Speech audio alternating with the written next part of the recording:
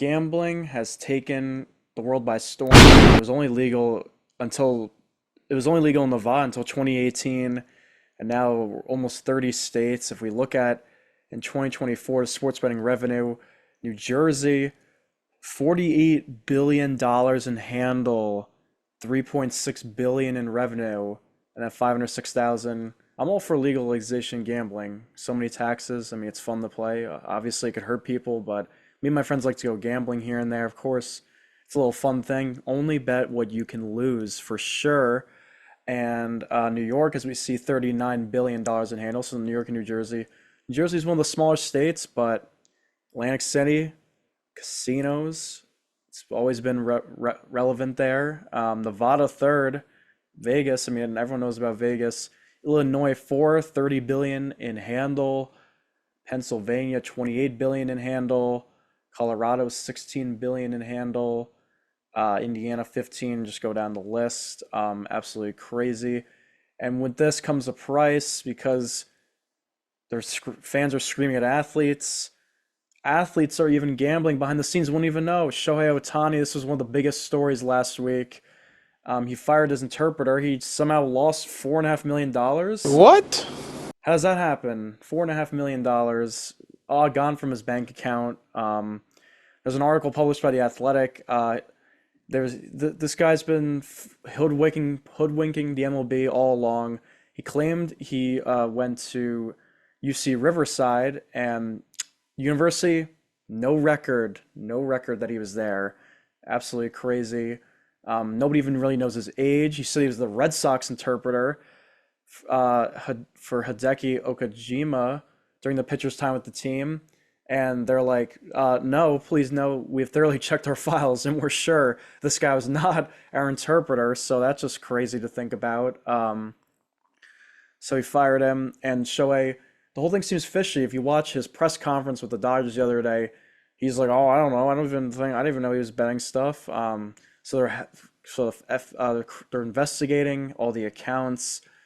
Do we think Otani's guilty? I don't know. It's fishy. I mean, we see athletes not want to speak to the media in English. I mean, that's fine with me. I don't really care, to be honest. But um, you would think for something as controversial as this and how high gambling, how big gambling has become, you would think Otani would um, maybe want to tell the truth. I mean, is he Pete Rose? I don't know. I mean, I feel like it's a little fishy that he doesn't know how millions got away from his bank account, got rid of his interpreter immediately, and is just very shady, not answering questions about it. He just made a statement at the press conference.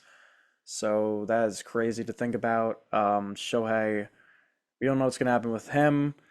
We'll see. I feel like he's low key guilty. I feel like he actually has been gambling. Gambling's not legal in California, but you can gamble obviously through bookies and other sorts of people. So just a unique situation there.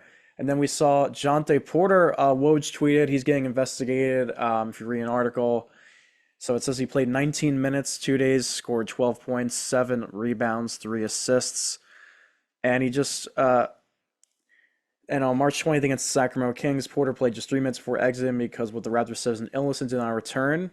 Maybe he faked the illness, who knows? But the sportsbooks had his over under 7.5 points, 5.5 rebounds, and DraftKings, obviously they always tweet out like, "Oh, this player has the most handle tonight," and then he obviously flops, or like the boost flops. We all have seen that. We've all bet stuff like that.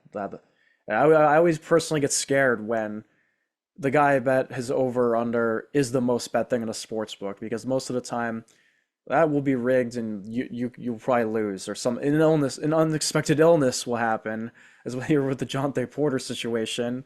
And the next day reported he was number one, and another betting market says at least one other U.S. sportsbook detected unusual betting interest.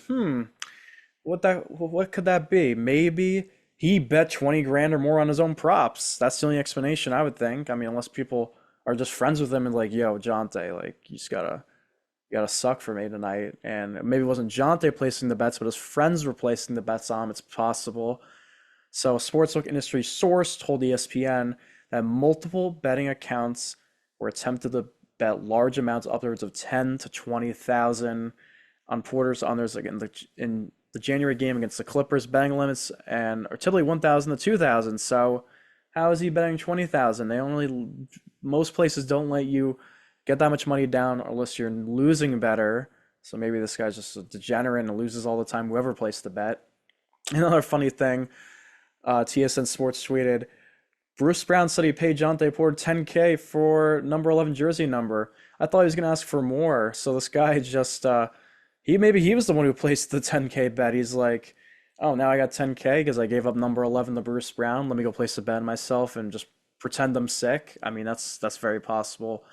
I don't know about Jonte Porter, if he's guilty or not. And if you go on X, or I like to call Zeter, because it's now the new name for Twitter, I just started calling it Zeter. If we watch this video I found, look at this. So he passes it to Jonte. Jonte shoots it in the shot clock. He banks it. He's like, oh, haha, oh shit, I did not mean to make that. He's definitely guilty for this. I feel like he probably put 20K in his under, and he probably hit us over there by accident, so that's why he lost. But he's like, I don't know about that. Jonte Porter, I mean, I don't even know how much he makes, but why are you risking your whole NBA career betting 10 or 20K on your own props? I don't know. Yeah, unfortunate. And the NCAA recently just said that they want to ban college props.